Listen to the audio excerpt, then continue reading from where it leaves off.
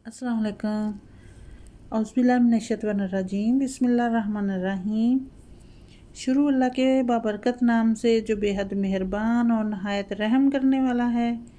मैं आज लाई हूँ बर्फ़ी की रेसिपी जो चंद मिनटों में बन के तैयार हो जाती है और मुंह में घुल जाने वाली बर्फ़ी बहुत ही मज़े की, बहुत ही टेस्टी बनेगी, बहुत यम्मी बनेगी। आप भी ज़रूर ट्राई कीजिएगा। अगर मेरी रेसिपी अच्छी लगे तो मेरे चैनल को लाइक शेयर कर दीजिएगा और सब्सक्राइब भी कर देना।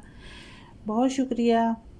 मैंने इसके लिए एक बर्तन लिया है, बर्तन को चूल्हे पे चढ़ा दिया था। उसमें मैं डाल रही हूँ दूध। 1.5 लीटर मैंने दूध लिया है बर्फ़ी के लिए। पकने के लिए मैंने इसको रख दिया है और इसमें मैंने चीनी के 5 चम्मच ऐड कर दिए हैं और इसको मैंने पकने के लिए चूल्हे पे चढ़ा दिया था। उबाल आने तक दूध मेरा पक रहा है और इसमें मैंने उबाल आ चुका था। इसमें मैंने चंद इलायचियाँ, सब्ज़ इलायचियाँ डाल दी हैं और इसको अच्छे से मिक्स करते हुए, हिलाते हुए पकाती रहूँगी।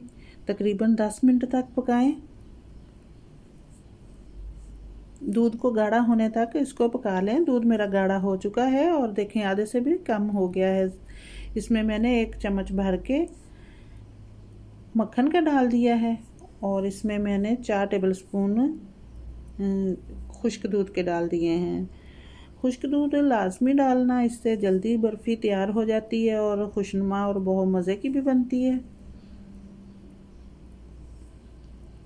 मज़ीद इसको मैं गाढ़ा करूँगी। अल्हम्दुलिल्लाह बर्फ़ी तकरीबन बन गई है। इसको थोड़ा सा और गाढ़ा करूँगी तो ये पक तैयार हो जाएगी। देखें अभी इसको इतना ही करना था।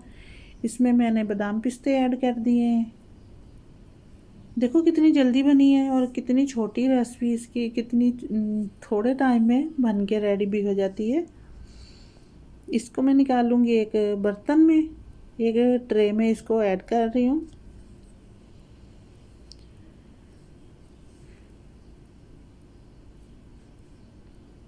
इसको चम्मच की मदद से आहिस्ता आहिस्ता थपका लूँगी, प्रेस कर लूँगी इसको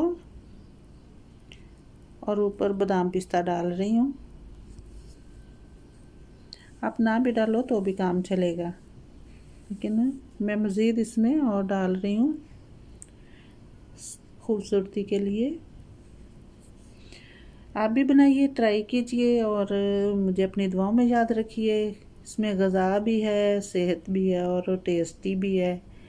अब मेहमानों के आगे रखोगे तो आपकी तारीफ़ किए बगैर नहीं रह पाएंगे।